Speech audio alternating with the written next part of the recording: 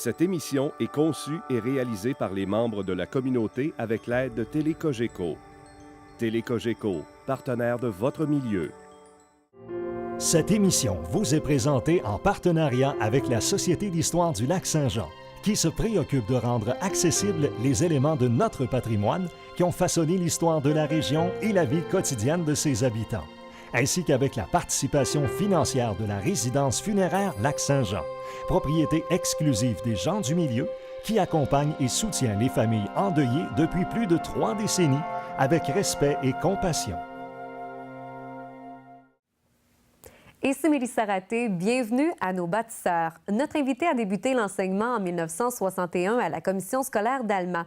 À cette époque, le fouillis règne dans l'ensemble du système scolaire au Québec. Notre invité a aussi occupé dès 1971 le poste de directeur à la nouvelle polyvalente Campus B. Aujourd'hui, M. Laurier-Savard.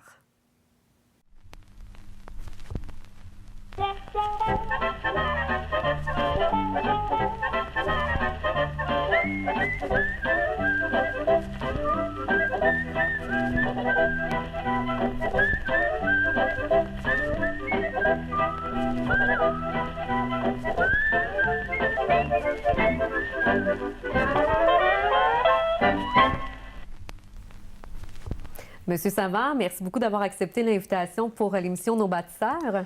Ça me fait plaisir. Donc, vous avez commencé l'enseignement en 1961 à la commission scolaire d'Alma. Vous avez quand même eu un cheminement particulier parce qu'au début, l'enseignement faisait peut-être pas partie de votre plan de match. Non, ça ne faisait pas partie de mon plan de match, puisque moi, je suis diplômé de l'Université Laval avec une maîtrise en sciences commerciales. Et dans le temps, avec l'évolution de l'enseignement, on avait besoin de spécialistes. Alors, en 12e année commerciale, on m'a recruté pour donner des cours à des jeunes hommes de 16, 17, 18 ans. Et pendant 1 an, j'ai dit, je vais tenter l'expérience. Vous allez l'essayer. Ça m'a plu. J'enseignais en même temps à l'École de commerce de Chicoutimi, qui est affiliée à l'Université Laval comme chargé de cours. Après 1 an, j'ai dit, moi, cette carrière-là, ça m'intéresse. J'ai poursuivi des cours en pédagogie. J'ai mon bac en pédagogie. Et j'ai fait la plus belle carrière que je ne pouvais pas faire. Et justement, quand vous avez commencé l'enseignement, c'était quoi les différents problèmes qu'on retrouvait au sein du système scolaire au Québec? Au début, dans les années 1961, c'était l'ancien système. Ça a été assez facile de m'intégrer à ce moment-là avec le modèle pédagogique du temps. En 12e année, on avait le cloisonnement, on avait des gens qui étaient très motivés. Là où on a commencé à avoir des changements, c'est dans les années 65-66, avec l'avenue des commissions scolaires régionales, puis avec l'application du rapport parent. Alors là, on a eu des changements très importants qu'il a fallu gérer du mieux qu'on pouvait.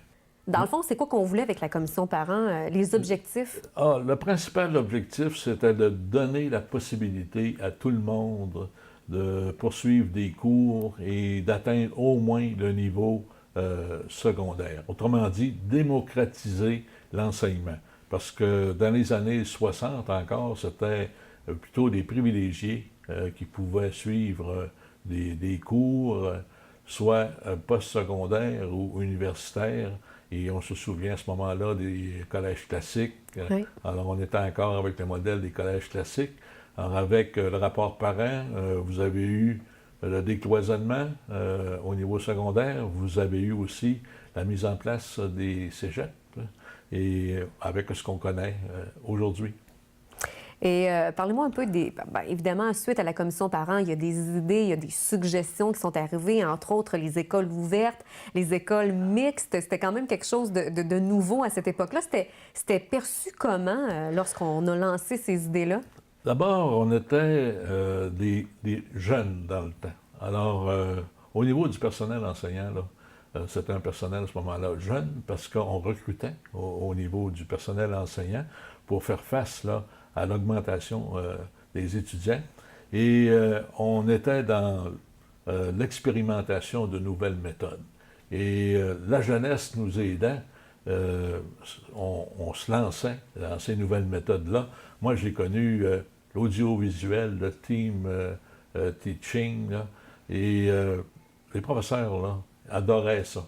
Maintenant, lorsque les professeurs ont commencé à vieillir, lorsqu'ils ont eu des étudiants qui s'en venaient au secondaire, là, ils se sont posés les vraies questions avec la direction. On a dit, ça manque peut-être un peu d'encadrement. Moi, si j'avais un fils là, qui venait au secondaire, je l'enverrais à l'école privée parce que j'aurais peur qu'il ne soit pas suffisamment encadré dans les polyvalentes. Moi, j'ai bien entendu ça. Et on a changé à ce moment-là. Team Teaching, là, devenu beaucoup plus contrôlé avec les unités, la petite école à l'intérieur de l'école, des directeurs d'unités pour favoriser l'encadrement. Alors ça, on a vécu ça. Il ne faut pas oublier non plus qu'on a changé le système, puis on a eu des appellations tout à fait nouvelles. Là. Entre autres, moi j'ai vécu quand j'étais plus jeune, le secondaire, c'est-à-dire de première année à 13e année. Oui. Hein? On comptait toutes nos années, puis là, on savait où on était rendu. Et là, on a eu le secondaire 1, le secondaire 2, le secondaire 3, le secondaire 4, le secondaire 5. Les gens ne savaient pas trop, là. Même les étudiants étaient un peu bouleversés par ça. Les profs étaient aussi en apprentissage avec des nouveaux programmes. Puis imaginez les parents, lorsqu'on leur parlait du secondaire 1 ou du secondaire 3, du secondaire 4, ils disaient « C'est quoi l'équivalent, là? Moi, j'ai fait mes études, puis je suis allé jusqu'en 9e année. La 9e année, c'est-tu bien loin là, du secondaire 4, et ainsi de suite. Alors, on avait de l'éducation à faire, non seulement au niveau du personnel enseignant avec des nouveaux programmes, au niveau des étudiants aussi, pour les faire cheminer dans des régimes pédagogiques différents, mais aussi des parents, avec les bulletins, puis avec les dénominations de niveau. La polyvalente, lorsque j'y suis entré en 1971, on l'appelait la 2004. La 2004, ça, c'était une école qu'on ouvrait et qui accueillait 2400 étudiants de secondaire 3, 4 et 5. OK. Ces étudiants-là, ils venaient de partout dans le comté Lac-Saint-Jean, de différentes écoles. 2400 élèves avec la rotation, avec le déménagement que doit faire un élève lorsqu'il s'en va d'un cours à l'autre. Et imaginez ce monde-là quand ils sont rentrés en septembre 72. C'était un bouleversement, c'était un changement. 71. Oui. Oui, c'était vraiment difficile pour la direction.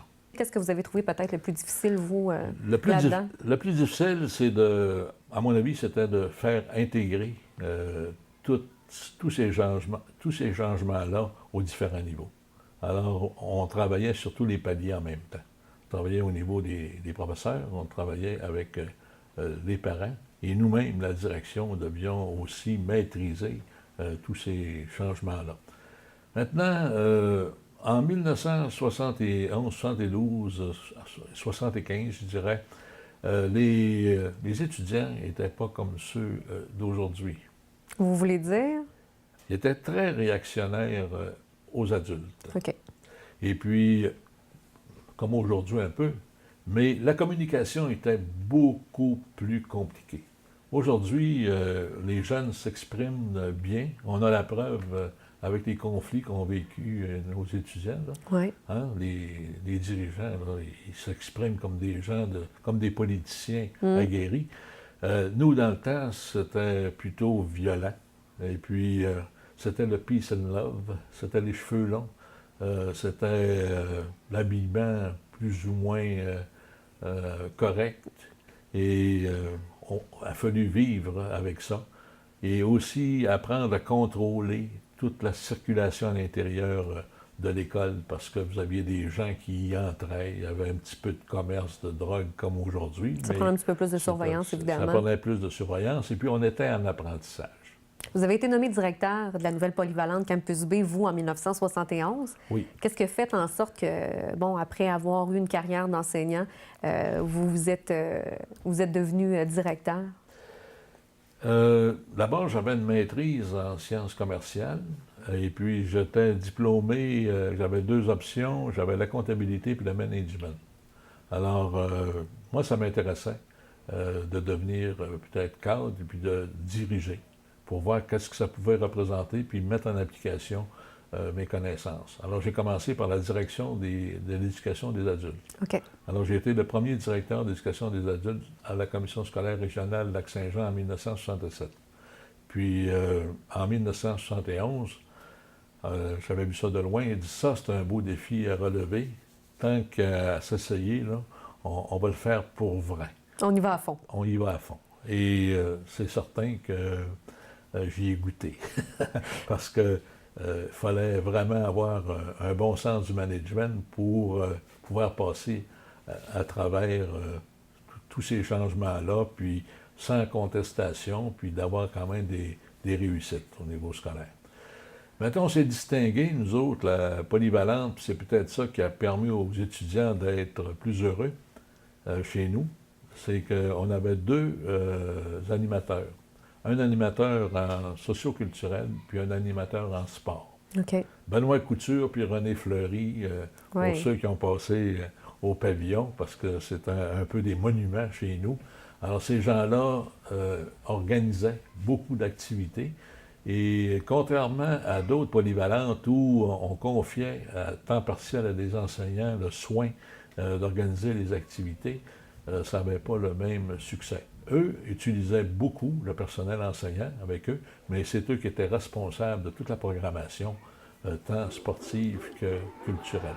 Alors, on avait développé énormément d'activités au pavillon Willebras-Dufour, et ça a permis à des étudiants de prendre des belles expériences. Oui. Puis on en a qui en ont fait des professions, hein, parce qu'au niveau de la radio étudiante, on a eu plusieurs étudiants qui sont devenus adultes, puis qui ont fait carrière par la suite. En radio, oui. Il y en a d'autres aussi qui ont fait du théâtre chez nous, et puis qui sont devenus des comédiens.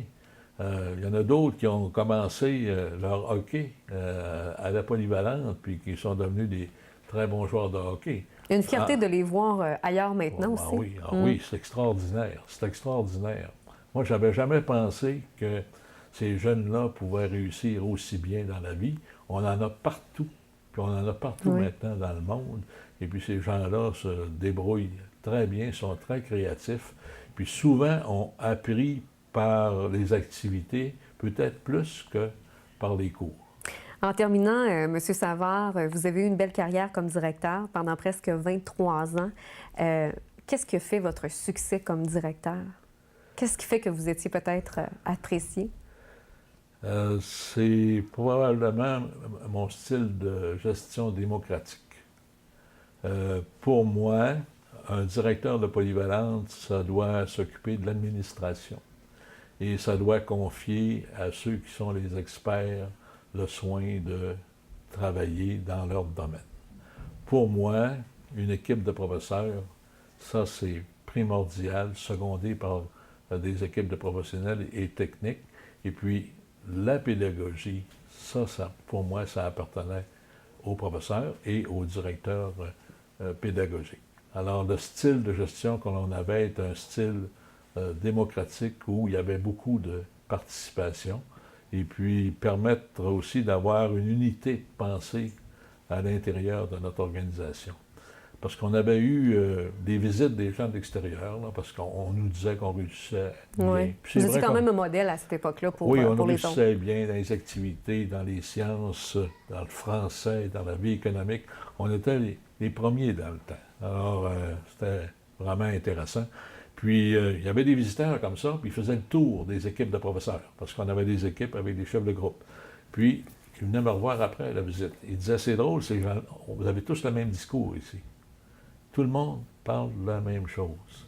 Et c'est ça qui faisait le succès. Pourquoi on parlait de la même chose? Parce qu'on avait des tables de consultation, puis on avait de la communication à l'intérieur. Et ça fait qu'on tirait tous dans le même sens. C'est tout le temps qu'on avait, M. Savard. Un gros merci d'avoir partagé ces belles années avec nous. Merci beaucoup. Que de beaux souvenirs. Merci.